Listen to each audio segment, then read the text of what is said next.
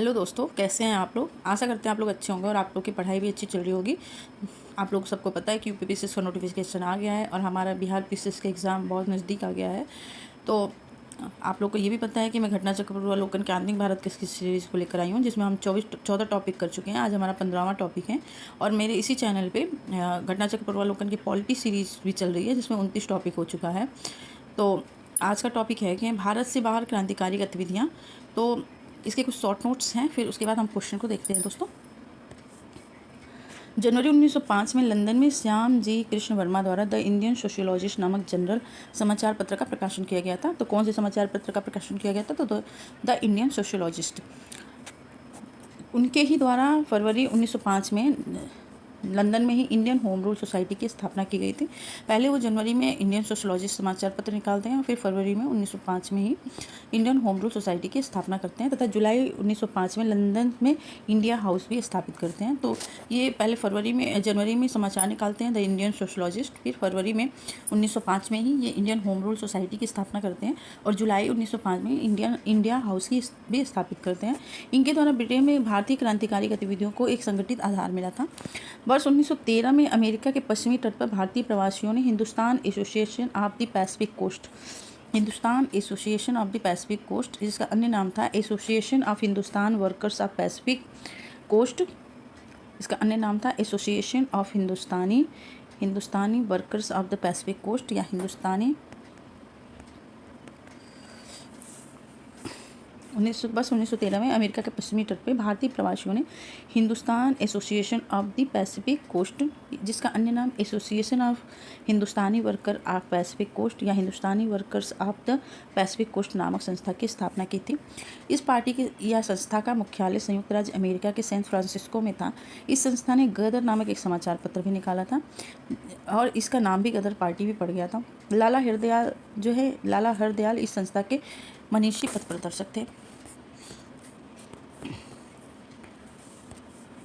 गदर party के सदस्यों में रामचंद्र, बरकतुल्ला, रास बिहारी बोस, राजा महेंद्र प्रताप, करीम बख्श, भाई परमानंद, करतार सिंह सारभा और पंडित काशीराम प्रमुख थे।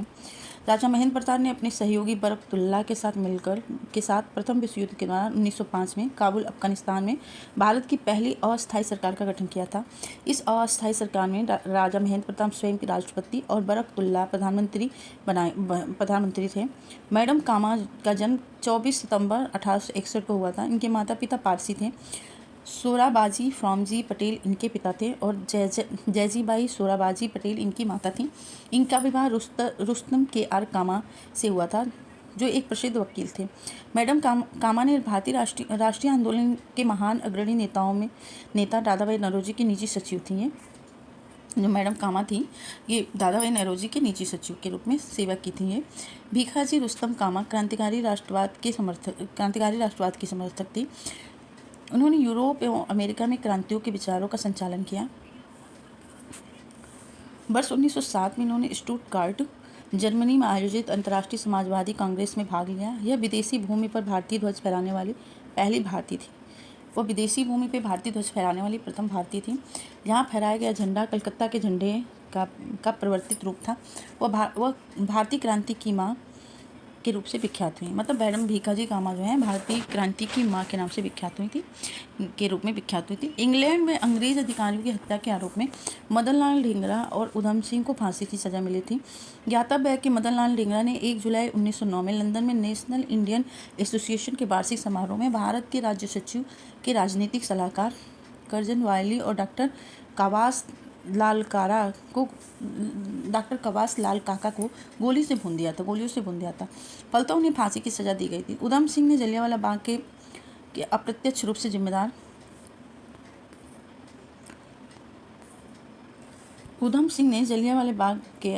से जिम्मेदार पंजाब के लेफ्टिनेंट गवर्नर माइकल ओडायर की लंदन में 1940 में हत्या कर दी।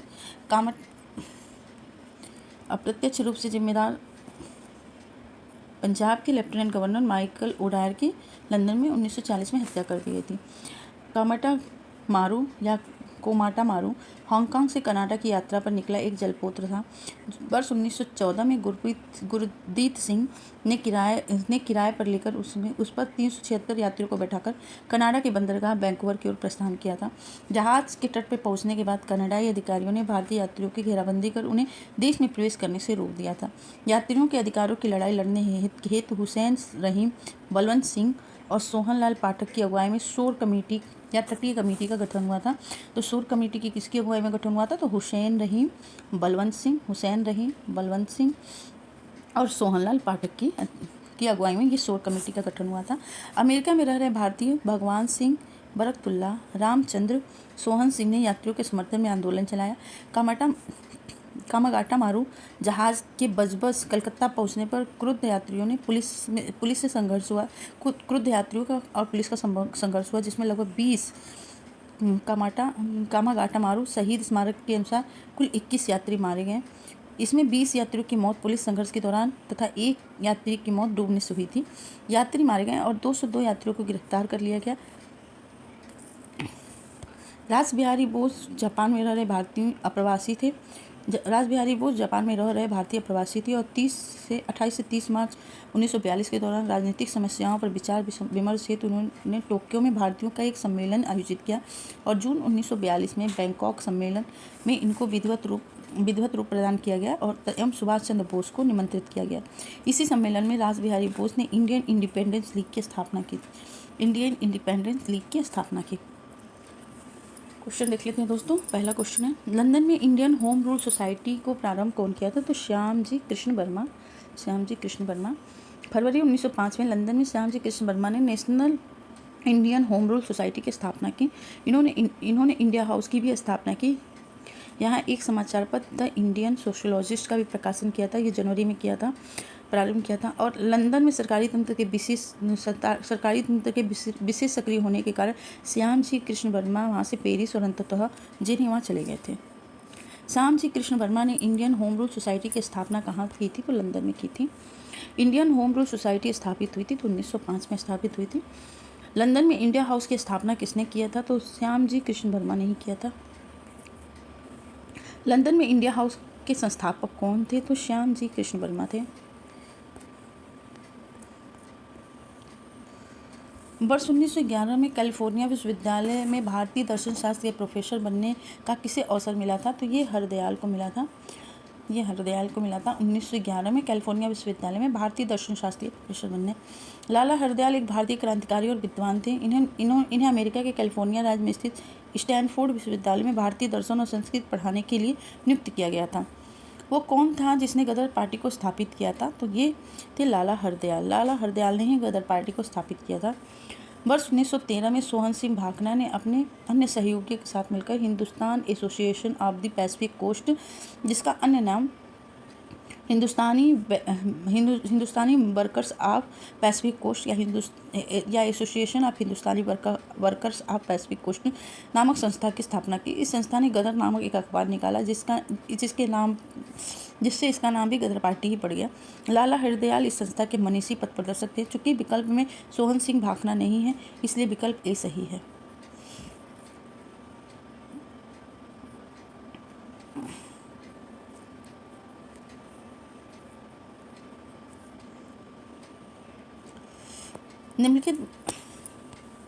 निम्न में से किसने गदर पार्टी का गठन किया था? तो ये लाला हरदयाल ने। गदर पार्टी की स्थापना हुई थी तो बस 1913 में हुई थी। गदर पार्टी का नेता कौन था? तो ये थे लाला हरदयाल, सोहन सिंह भाखना। गदर आंदोलन की स्थापना की थी तो सोहन सिंह भाखना ने किया था। बाद में लाला हरदयाल इसके मनीषी पथ प्रदर्शक थे। कौन गदर पार्टी का पहला सभापति था? तो सोहन सिंह भाखना थे। गदर पार्टी पराधीन भारत में अंग्रेजों से स्वतंत्र कराने के उद्देश्य से बना एक संगठन था। इसे अमेरिका और कनाडा में रह रहे भारतीयों ने वर्ष 1913 में बनाया था। यह पार्टी अन्य नाम हिंदुस्तानी गदर पार्टी नाम का समाचार पत्र निकालती थी, जो हिंदी, उर्दू, गुजराती, पंजाबी आदि भाषाओं में छपता था। गदर पार्टी के संस्थापक अध्यक्ष सरदार सोहन सिंह भाखना थे। निम्नलिखित स्वतंत्रता सेनानियों पर विचार कीजिए। बरिंद्र कुमार घोष, जोगेंद्र चटर्जी, रास बिहारी बोस। कौन जो है गदर पार्टी के सक्रिय रूप से जुड़ा हुआ था? तो ये है बस रास बिहारी बोस। विकल्पगत क्रांतिकारियों में रास बिहारी बोस जो है गदर पार्टी के साथ सक्रिय रूप से जुड़े थे। बरिंद्र घोष जो है अलीपुर बम कांड में अभियुक्त थे, जबकि जोगेश चंद्र चटर्जी काकोरी ट्रेन केस से जुड़े हुए थे। गदर पार्टी से निम्नलिखित में से कौन संबंधित नहीं थे? तो लाला हरदयाल थे और बरकतुल्लाह थे और पंडित प्रेमचंद थे। खुदीराम बोस नहीं थे। गदर पार्टी की स्थापना 1913 में पराधीन भारत को अंग्रेजों से स्वतंत्र कराने के उद्देश्य से की गई थी। इसे अमेरिका और कनाडा में बसे भारतीयों द्वारा गठित किया गया था। पार्टी का मुख्यालय युगांतर आश्रम सैन फ्रांसिस्को अमेरिका में स्थित था। लाला हरदयाल इस संस्था के मनीषी पथ प्रदर्शक थे। गदर पार्टी में रामचंद्र बरकतुल्लाह, रास बिहारी बोस, भाई परमानंद, करतार सिंह सारवा, पंडित काशीराम प्रमुख थे, जबकि खुदीराम बोस का संबंध 30 अप्रैल 1908 का मुजफ्फरपुर कांड से है। अतः स्पष्ट है कि खुदीराम बोस गदर पार्टी से कोई संबंध नहीं है इनका। गदर पार्टी की स्थापना कहाँ हुई थी? तो संयुक्त राज्य अमेरिका में सैन फ्रांसिस्को में। संयुक्त राज्य अमेरिका में गदर पार्टी की स्थापना कहाँ हुई थी? तो संयुक्त राज्य अमेरिका में। निम्नलिखित में से किस देश में गदर पार्टी की स्थापना हुई थी? तो यूएसए में हुई थी। गदर क्या है? तो ये भारतीयों का एक क्रांतिकारी संघ है जिसका प्रधान कार्यालय सैन फ्रांसिस्को में था। सही है। ये एक राष्ट्रवादी संगठन जो सिंगापुर में संचालित था। गलत है। ये गुरुवादी संगठन जिसका प्रधान कार्यालय बर्लिन में था। गलत है। भारत की स्वतंत्रता के लिए एक कम्युनिस्ट आंदोलन जिसका प्रधान कार्यालय ताशकंद में था। गलत है। ये एक ही सही है इसका आंसर। गदर पार्टी का मुख्यालय कहाँ था? सैन फ्रांसिस्को में था। प्रथम विश्व युद्ध के दौरान सक्रिय होने वाले गदर क्रांतिकारियों का आधार स्थल क्या था? तो ये था पश्चिमी अमेरिका था दोस्तों। पश्चिमी अमेरिका में था। प्रथम विश्व युद्ध के दौरान सक्रिय होने वाले गदर क्रांतिकारियों का आधार स्थल उत्तरी अमेरिका के मुख्य देश संयुक्त राज्य अमेरिका के सैन फ्रांसिस्को का सैन फ्रांसिस्को नगर था। सैन फ्रांसिस्को संयुक्त राज्य अमेरिका के पश्चिमी भाग में स्थित है। यदि अमेरिका का अर्थ संयुक्त राज्य अमेरिका से लगाया जाए तो विकल्प सी सही होगा, किंतु अगर अमेरिका का अर्थ अमेरिका महाद्वीप से लगाया जाए तो विकल्प बी सही होगा। सामान्य तौर पर अमेरिका महाद्वीप को दो भागों में विभाजित किया जाता है, उत्तरी अमेरिका और दक्षिणी अमेरिका। गदर क्रांति छिड़ने का सबसे महत्वपूर्ण कारण क्या था? तो गदर क्रांति छिड़ने का सबसे महत्वपूर्ण कारण था लाला हरदयाल की गिरफ्तारी। गलत। कामागाटा मारू घटना, ये भी नहीं है। प्रथम महायुद्ध का शुरू होना, करतार सिंह सारवा को फांसी, यही था प्रथम महायुद्ध का शुरू होना। स्वदेशी आंदोलन के निष्क्रिय होने से भारतीय राष्ट्रवाद के प्रहरी भी निष्क्रिय हो गए थे और वर्ष 1904 में अचानक छिड़े प्रथम विश्व युद्ध ने भारतीय राष्ट्रीयता के प्रहरियों को झकझोर कर उन्हें उद्वेलित कर दिया। उस समय यह धारणा प्रचलित थी कि ब्रिटेन पर किसी भी तरह का संकट भारत के हित में है, उनके लिए एक मौका है। इस मौके का कई जगहों पर कई तरह से फ़ायदा उठाया गया। उत्तरी अमेरिका में गदर क्रांतिकारियों और भारत में लोकमान्य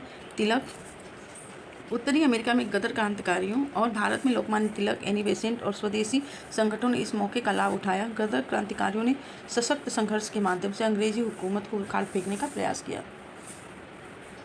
निम्नलिखित में से वह कौन व्यक्ति था जिसने विदेश में गणतंत्रात्मक सरकार की स्थापना की थी? तो ये थे राजा महेंद्र प्रताप और अपने सहयोगी बरकतुल्लाह के साथ प्रथम महायुद्ध के दौरान 1915 में काबुल में भारत की प्रथम अस्थायी सरकार अंतिम सरकार का गठन किया था। राजा महेंद्र प्रताप स्वयं राष्ट्रपति और बरकतुल्लाह प्रधानमंत्री रहे। से जर्मनी और रूस ने मान्यता भी दी थी। प्रथम महायुद्ध के दौरान कहाँ पर भारत की एक अंतिम सरकार बनी जिसके प्रेसिडेंट राजा महेंद्र प्रताप थे? तो ये अफगानिस्तान में बनी थी। जर्मनी के समर्थन में से काबुल में राजा महेंद्र प्रताप सिंह के नेतृत्व में अंतरिम सरकार का गठन हुआ था। ये हुआ था प्रथम विश्व युद्ध के समय। उपयुक्त में से कोई नहीं। गदर पार्टी आंदोलन के दौरान, स्वदेशी आंदोलन के दौरान, द्वितीय विश्व युद्ध, होम रूल नहीं, प्रथम फर्स्ट विश्व युद्ध के लिए समय हुआ था। उपयुक्त में से कोई नहीं। ई विकल्प सही है इसका। कौन भारतीय क्रांतिकारी की माँ कहलाती हैं? तो ये कहलाती हैं एनी बेसेंट नहीं, रमाबाई, स्वदेशी, सरोजनी नायडू नहीं, भीखम जी, रुस्तम कामा। भीखम जी रुस्तम कामा क्रांतिकारी राष्ट्रवाद के समर्थक थे। उन्होंने विदेश में रहकर भारतीय स्वतंत्रता आंदोलन के लिए प्रचार, साहित्य वितरण और संगठनात्मक सहयोग दिया। वर्ष 1907 में इन्होंने स्टुटगार्ट में एक आयोजित अंतर्राष्ट्रीय समाजवादी कांग्रेस में भाग लिया और विदेशी धरती पर भारतीय ध्वज को फहराने वाली प्रथम भारतीय महिला थी। इसी सम्मेलन में उन्होंने अपनी पूरी शक्ति के साथ स्वतंत्रता के लिए संघर्ष करने का संकल्प की घोषणा की। ये पेरिस में भारत की स्वतंत्रता के लिए काम करती रहीं। वर्ष 1935 में बम्बई लौट कर आई और अगस्त 1936 में उनका देहांत हो गया। वह भारतीय क्रांति की माँ के रूप में विख्यात थी।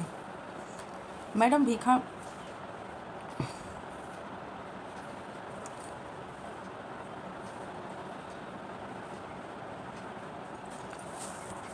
भीखा जी कामा से संबंधित निम्नलिखित कथनों पर विचार कीजिए।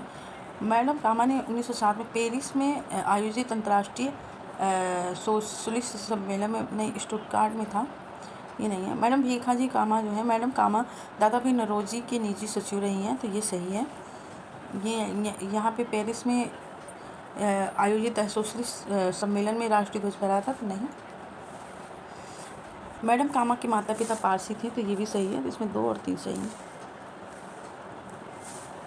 मैडम कामा का जन्म 24 सितंबर 1861 को हुआ था। उनके माता पिता पारसी थे और सोराबाजी फ्रॉमजी पटेल उनके पिता थे। उनका विवाह रुस्तम के.आर. कामा से हुआ था, जो एक प्रसिद्ध वकील थे।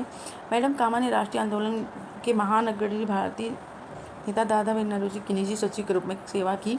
बाद में कुछ देशभक्त विद्यार्थियों एवं यूरोपियन यूनियन बौद्धिक लोगों के संपर्क में आकर स्वतंत्रता आंदोलन से जुड़ गए और भारतीय क्रांति की मां के रूप में विख्यात थी। 22 अगस्त 1907 को जर्मनी के स्टुटगार्ट में आयोजित अंतर्राष्ट्रीय समाजवादी कांग्रेस, इंटरनेशनल सोशलिस्ट कांग्रेस में भाग लिया और विदेशी भूमि पर भारत के तिरंगे ध्वज को फहराने वाली प्रथम व्यक्ति थी। यहाँ फहराया गया झंडा कलकत्ता में स्वदेशी आंदोलन के द्वारा प्रयुक्त झंडे का ही संशोधित रूप था। अतः प्रथम कथन गलत है, क्योंकि सम्मेलन जर्मनी में आयोजित हुआ था, न कि पेरिस में। वर्ष 1907 में मैडम भीखा जी कामा द्वारा फहराए गए भारतीय झंडे के निर्माण डिजाइन का श्रेय को लेकर स्रोत में भिन्नता है। कुछ स्रोत मैडम भीखा जी कामा बी.डी. सावरकर और श्याम कृष्ण वर्मा को डिजाइन का श्रेय देते हैं, तो कुछ हेमचंद्र कानूनगो अथवा स्वयं मैडम कामा को इसका डिजाइन का श्रेय देते हैं। भारतीय क्रांति की जननी किसे कहा जाता है? तो ये मैडम भीखा जी रुस्तम कामा को ही कहा जाता है भारतीय क्रांति की जननी। निम्नलिखित में से किस महिला ने भारतीय तिरंगा सबसे पहले फहराया था? तो ये मैडम भीखा जी कामा ने फहराया था। मैडम कामा ने 1907 में प्रथम तिरंगा ध्वज कहाँ फहराया था? तो स्टुटगार्ट में, जर्मनी के स्टुटगार्ट में। मैडम कामा ने भारत के तिरंगे स्वतंत्रता ध्वज को कहाँ फहराया था? तो ये स्टुटगार्ट में। निम्नलिखित में से किस युग को इंग्लैंड में अंग्रेज अधिकारियों की हत्या के आरोप में फांसी की सजा हुई थी? तो ये मदन लाल ढींगरा और उधम सिंह को हुई थी। इंग्लैंड में अंग्रेज अधिकारियों की हत्या के आरोप में मदन लाल ढींगरा और उधम सिंह को फांसी की सजा मिली थी। ज्ञातव्य है कि मदन लाल ढींगरा ने 1 जुलाई 1907 को लंदन में नेशनल इंडियन एसोसिएशन के वार्षिक समारोह की 1 जुलाई 1909 को लंदन में नेशनल इंडियन एसोसिएशन के वार्षिक समारोह की बैठक में भारत के राज्य सचिव की राजनीतिक सलाहकार कर्जन वायली पर गोली चलाई और कर्जन वायली के बचाव में आए डॉक्टर कवास लालकारा भी इस हमले में मारे गए थे। फलतः उन्हें फांसी की सजा दी गई थी। उधम सिंह ने जलियांवाला बाग के अप्रत्यक्ष रूप से जिम्मेदार पंजाब के lieutenant governor Michael O'Dwyer को लंदन में 1940 में हत्या कर दी गई। फलतः इन्हें फांसी की सजा हुई। सरदार उधम सिंह ने किसको मारा था? तो ये मारा था माइकल ओ डायर को। कर्जन वायली की हत्या के आरोप में किसे मृत्युदंड मिली थी? तो ये मिली थी मदन लाल ढींगरा को। मैडम भीखा जी कामा एम बरकतुल्ला, बी.एस. अय्यर और एम.एन. राय में क्या बात समान थी? तो ये सभी अंतर्राष्ट्रीय साम्यवादी आंदोलन के अग्रणी थे। ये क्रांतिकारी के एक दल ने काबुल में स्वतंत्र भारत की जो अस्थायी सरकार बनाई थी, उनमें से एम बरकतुल्ला प्रधानमंत्री और शेष सभी मंत्री थे। नहीं, ये गलत है। वे सभी प्रमुख क्रांतिकारियों और स्वतंत्रता आंदोलन की अवधि में भारत से बाहर विविध देशों में रह के काम कर रहे थे, तो ये सही है।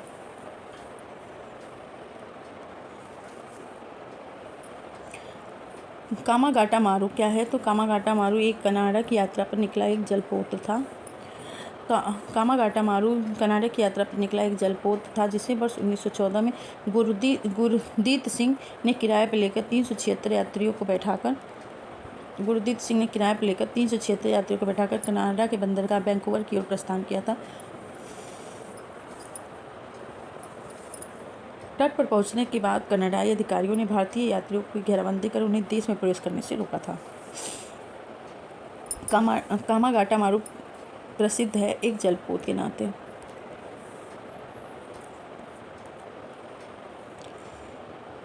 निम्नलिखित में से कौन कामागाटा मारू घटना से संबंधित नहीं था? तो इसमें घटना से सरदार अजीत सिंह थे, बीडी सावरकर थे। कौन कामागाटा घटना से संबंधित था? हमको लगा संबंधित नहीं था, पूछा है तो संबंधित था बाबा गुरदीप सिंह। कनाडा में प्रवेश न मिलने पर जब कामागाटा मारू जहाज़ कलकत्ता के बजबल पर पहुंचा तो क्रुद्ध यात्रियों और पुलिस के मध्य मुठभेड़ हुआ। कुल 21 यात्रियों की मौत हो गई। इन 21 यात्रियों में से एक का नाम भगत सिंह था। विकल्प में गुरदीप सिंह को त्रुटिवश गुरदीप सिंह कर दिया गया, इसलिए विकल्प बी सत्य माना जा गया है। मारे गए यात्रियों में से एक का नाम संयोगवश भगत सिंह था, इसलिए हम विकल्प में दिए गए सरदार भगत सिंह की समता महान क्रांतिकारी शहीद आजम सरदार भगत सिंह से करते हुए विकल्प डी को सही नहीं मानते हैं। कामागाटा मारू क्या था? तो ये एक जहाज़ था। कामागाटा मारू भाप शक्ति से चलने वाला एक जापानी समुद्री जहाज़ था जिसमें पंजाब से 376 यात्रियों को लेकर यह जहाज़ 1914 में हांगकांग से कनाडा के लिए रवाना हुआ था, लेकिन तब कनाडा में एशियाई मूल के प्रवासियों से संबंधित कड़े कानूनों के कारण उन्हें कनाडा में प्रवेश की अनुमति नहीं दी गई थी। निम्नलिखित घटनाओं पर विचार कीजिए तथा उनको सही क्रम में व्यवस्थित कीजिए। तो गदर पार्टी की स्थापना चटगांव शस्त्रागार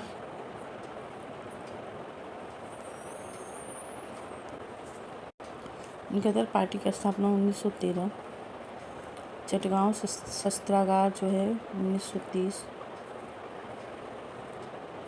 बर्लिन 1914 है, 1914, केंद्रीय असेंबली में 1929। तो उसमें होगा 1342, ये सही है दोस्तों। गदर पार्टी की स्थापना 1913, चटगांव शस्त्रागार छापा 1930, बर्लिन में इंडियन इंडिपेंडेंस कमेटी की स्थापना 1914 और केंद्रीय असेंबली में बम 1929। प्रश्न घटनाओं का कालक्रम ऐसा है। गदर पार्टी की स्थापना 1913, बर्लिन में इंडियन इंडिपेंडेंस कमेटी की स्थापना 1914, केंद्रीय असेंबली में बम कांड 8 अप्रैल 1929, चटगांव शस्त्रागार छापा 18 अप्रैल 1930। सूची 1 को सूची 2 से सुमेलित करना है दोस्तों। तो यहाँ संगठन है, इसका मुख्यालय है। तो स्वदेशी सेवक होम वैंकूवर में था, एक सही है। और यूनाइटेड इंडिया हाउस सिएटल, युगांतर आश्रम सैन फ्रांसिस्को और INA या आज़ाद हिंद फौज रंगून। तो इसमें 1, 2, 3, 4 दोनों सही है। ABCD यही सेम सही है। बस एक्सप्लेनेशन देख लेते हैं। स्वदेशी सेवक होम वैंकूवर सही है। यूनाइटेड इंडिया हाउस सिएटल, युगांतर आश्रम सैन फ्रांसिस्को और INA या आज़ाद हिंद फौज रंगून। वह कौन थे जिन्होंने इंडिपेंडेंट लीग की स्थापना की थी? तो इंडिपेंडेंट लीग की स्थापना रासबिहारी बोस ने की थी। रासबिहारी बोस जापान में रह रहे भारतीय अप्रवासी थे और 28 से 30 मार्च 1942 में के दौरान वे राजनीतिक समस्याओं पर विचार विमर्श करने हेतु उन्होंने टोक्यो में भारतीयों का एक सम्मेलन आयोजित किया। 15 से 23 जून 1942 के बैंकॉक सम्मेलन में इसको विधिवत रूप प्रदान किया गया था एवं सुभाष चंद्र बोस को निमंत्रित किया गया। इसी दौरान रास बिहारी बोस ने इंडियन इंडिपेंडेंस लीग की स्थापना की। नोट, इंडियन इंडिपेंडेंस लीग के गठन की पृष्ठभूमि फरवरी-मार्च 1942 में टोक्यो, जापान में बनी थी, किंतु इस संगठन को मूर्त रूप बैंकॉक सम्मेलन में मिला था। तो दोस्तों, आज का टॉपिक हमारा यही समाप्त होता है। मिलते हैं आपसे नेक्स्ट टॉपिक में। तब तक के लिए नमस्कार।